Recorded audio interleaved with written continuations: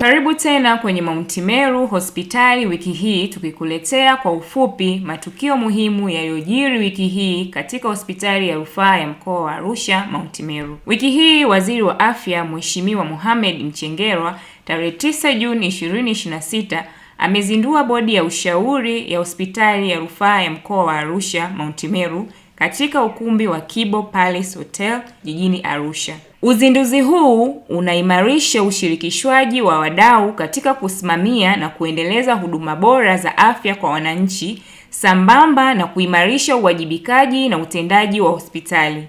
Ninawataka mjenge ushirikiano wa kimkakati na sekta binafsi, taasisi za elimu ya juu, washirika wa maendeleo na taasisi za utafiti. Bodi yenye maono haitasubiri misaada, itaifuata, itaivutia na itatumia kwa manufaa ya wananchi. Mwenyekiti, uongozi wenu utaonekana kwenye maisha ya wananchi, lakini maisha yao yataathiriwa moja kwa moja na maamuzi mnayoyafanya. Ndiyo maana uongozi wenu una thamani kubwa. Kila uamuzi mnaofanya unaweza kuokoa maisha. Kila ubunifu mtakaokwenda kuuanzisha unaweza kuboresha huduma. Kila mfumo mtakaokwenda kuimarisha unaweza kurejesha matumaini ya wananchi katika mioyo ya wananchi wetu. Benki Kuu ya Tanzania BOT kupitia hospitali ya Mount Meru imeendelea kugusa maisha ya jamii kwa kugharamia bima za afya kwa watoto 50 wenye changamoto ya selimundu. Hatua hii itawawezesha watoto hao kupata huduma za afya kwa urahisi na kuimarisha ustawi wao. Tunathamini mchango huu wenye kuleta matumaini na tabasamu kwa watoto pamoja na familia zao. Tumewapa watoto takriban 50, tumewalipia huduma ya afya ya NHIF. Hao ni watoto ambao wanasumbuliwa na ugonjwa wa sickle cell ambao wamelikishwa na wazazi wao, wamezaliwa nao. Kwa hiyo tumefanya hilo jambo kwa ajili ya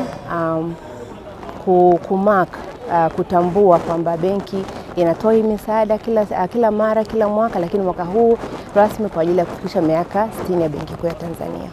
Bodi ya ushauri ya hospitali ya rufaa ya mkoa wa Arusha Mount Meru imetembelea hospitali kwa lengo la kujionea utekelezaji wa huduma za afya, hali ya miundombinu pamoja na maendeleo mbalimbali yanayofanyika katika kuboresha huduma kwa wananchi. Wiki hii pia Dr. Fortunata Makoi amekabidhiwa tuzo ya mfanyakazi bora wa mwezi April 2026 katika hospitali ya rufaa ya mkoa wa Arusha Mount Meru.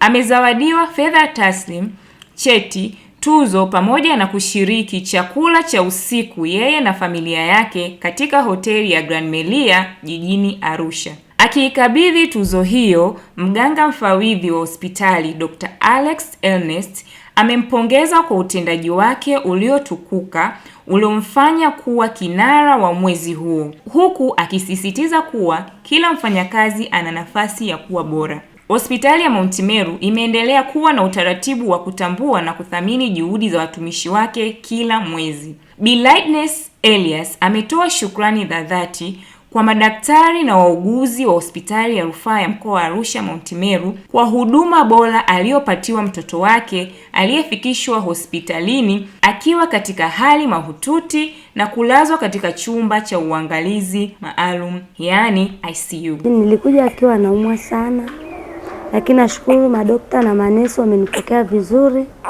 wamenihudumia mtoto wangu. Nilikuwa sitategemea kwamba atafika hapa, alipofika namshukuru Mungu, maana hali yake ilikuwa ni mbaya. Nilipelekwa ICU mpaka hapa alipofika, namshukuru Mungu.